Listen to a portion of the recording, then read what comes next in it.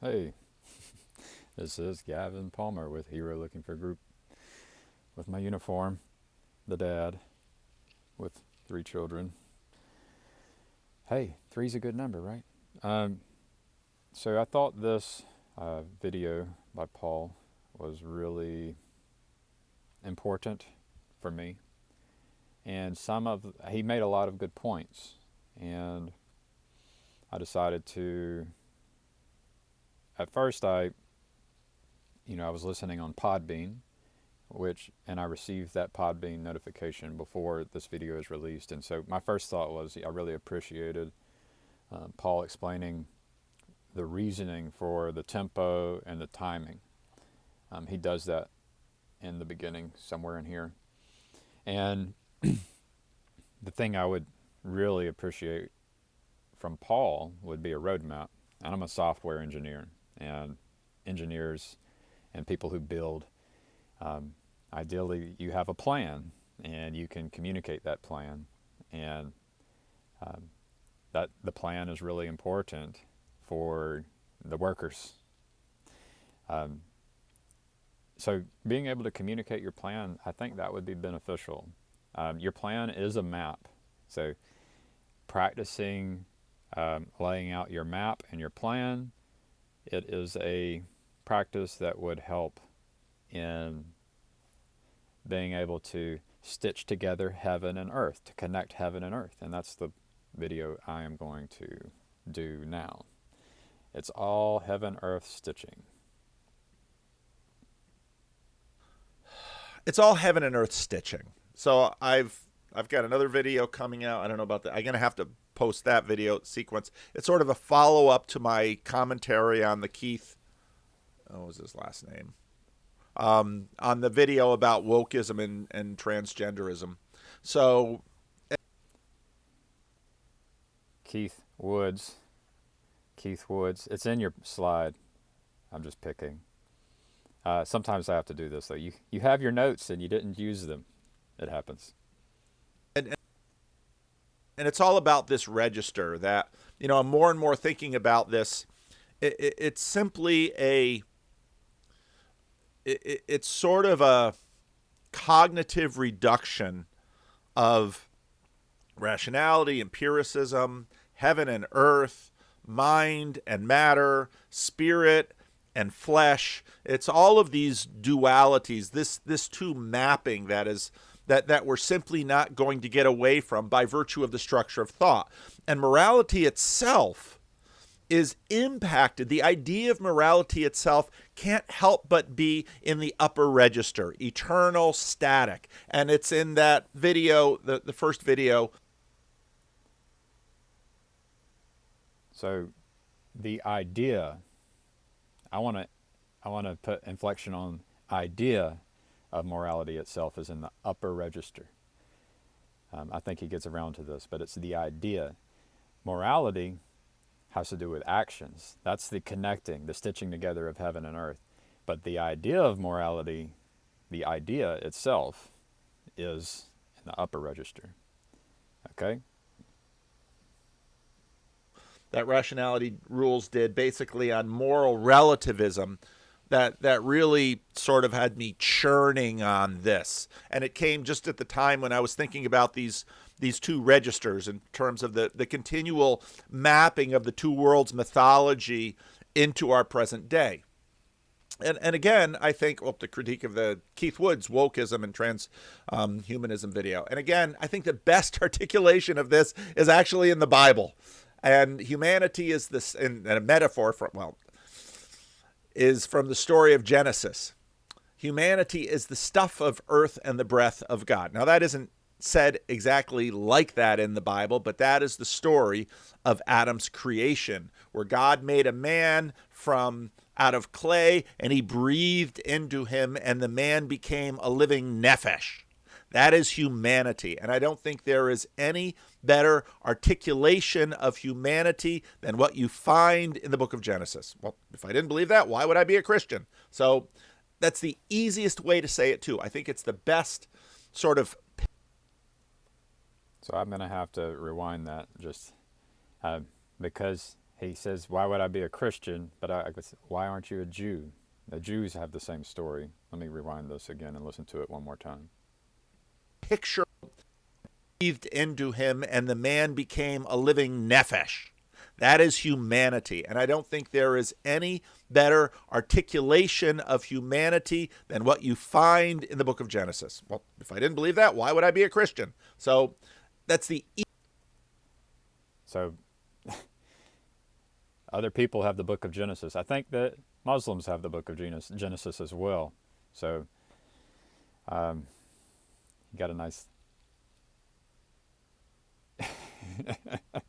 You're upholding Jesus, and you... okay.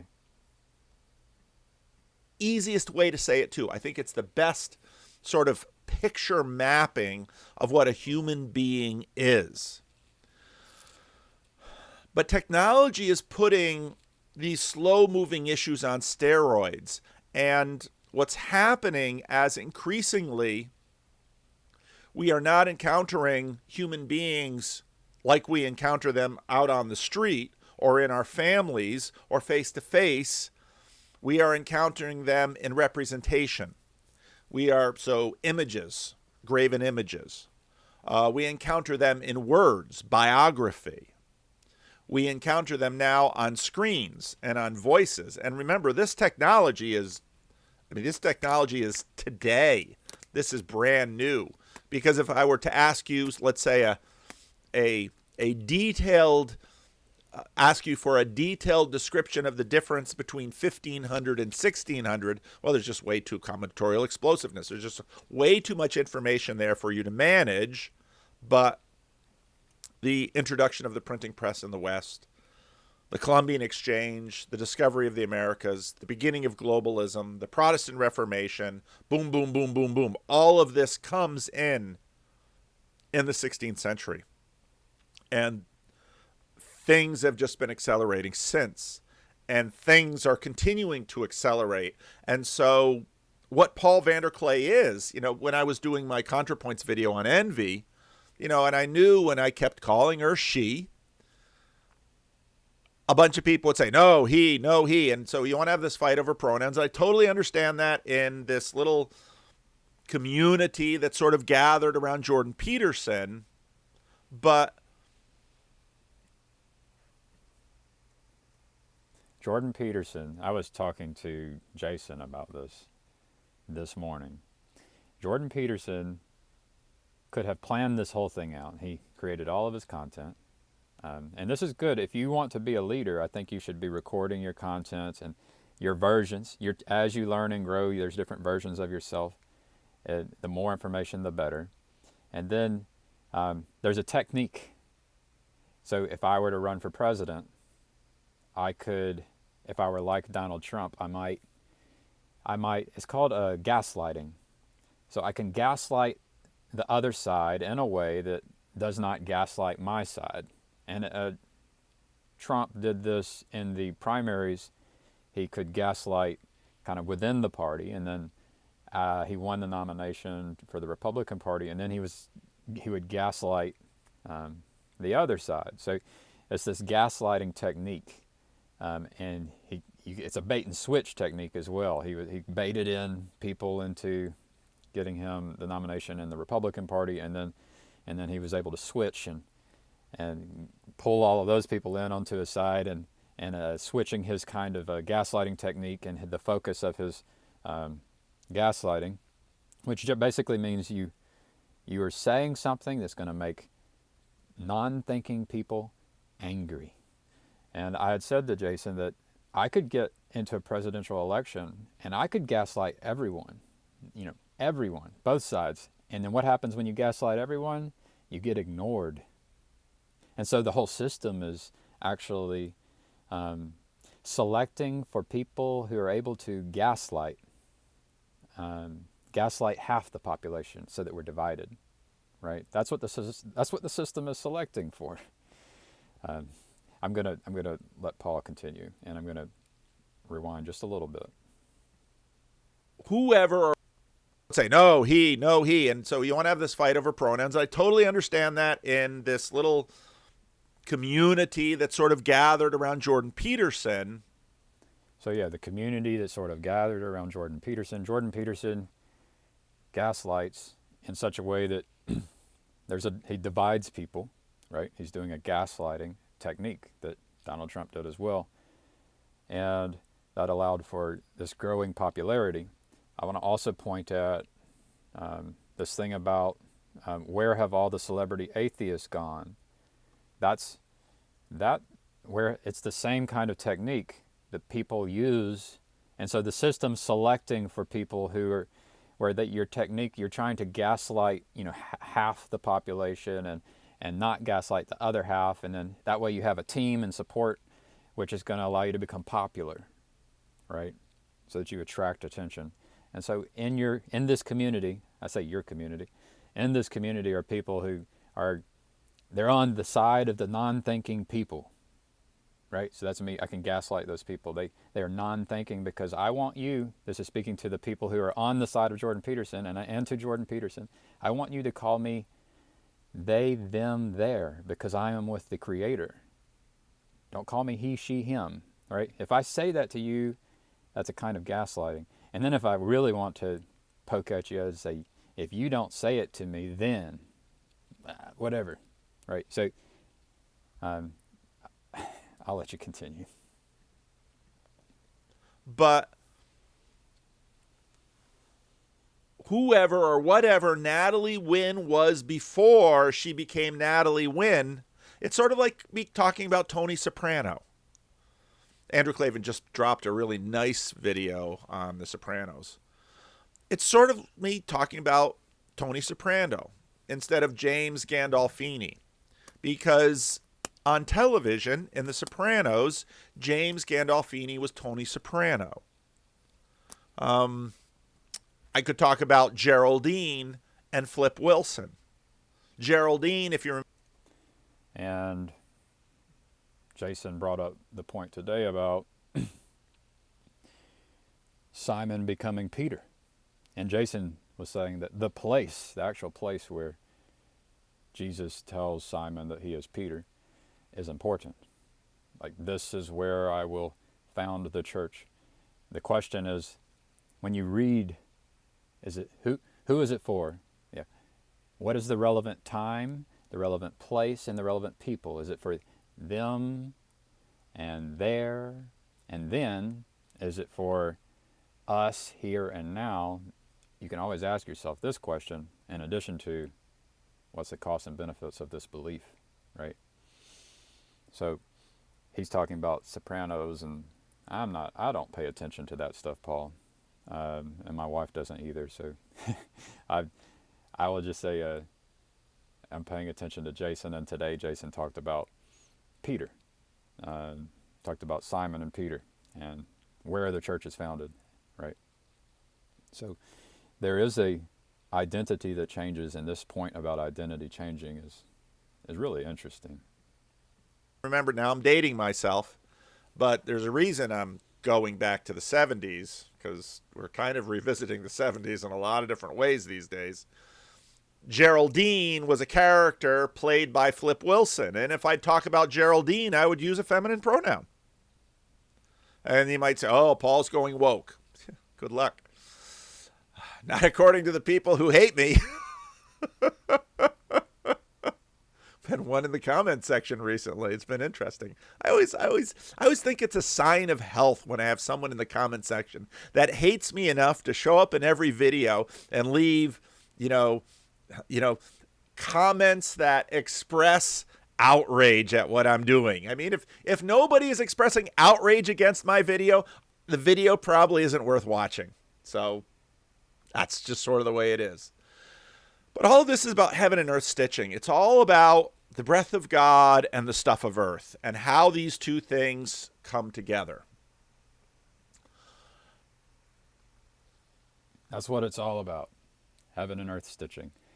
If we sit here and just talk, we're in heaven. This is the metaphysical, like relationships and ideas and words and maps. This is totally disconnected from the earth. It's the heavenly disconnected from the earth. And it is meaningless until it is brought into this life, into this world, and acted out, which, is the participatory, which is the most important. Without it, it's a totally meaningless disconnect. It has to be participatory, and that's what I'm trying to do. When I do this with Paul, this is not a flattering image as well, but when I do this with Paul, I am not trying to condemn Paul, and I am not trying to show where Paul is wrong or making mistakes. I'm trying to be complimentary. I'm complimenting Paul. I think Paul is a very good leader. Show me a leader who is better than Paul, right? And what makes a good leader is a servant. And a servant will allow helpers and volunteers to cooperate so that the sum of the whole is greater than, or the whole is greater than the sum of the parts. So each part, each individual working by themselves, individualism cannot do as well as a group of individuals working together with a common aim. And so that's the participatory. And we have all this technology, we have all these tools which have enabled us to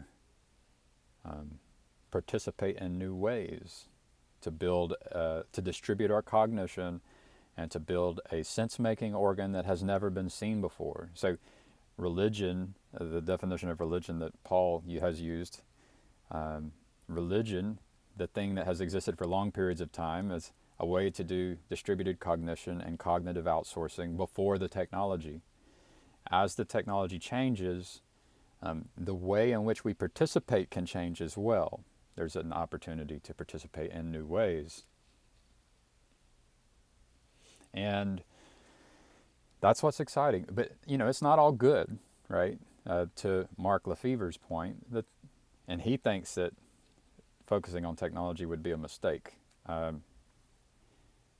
The technology empowers us, and it can empower and amplify good works, and it can empower and amplify bad works. It can empower and amplify real solutions and answers, and it can empower and amplify real problems. So there's an acceleration that's continued to go on, and the challenges that we face are increasing. The pain and the suffering can increase if we don't become more humble, if we don't become better servant leaders, if we don't try to participate better as helpers and volunteers. Because the people who are running the show, they are failing miserably. And they're failing miserably because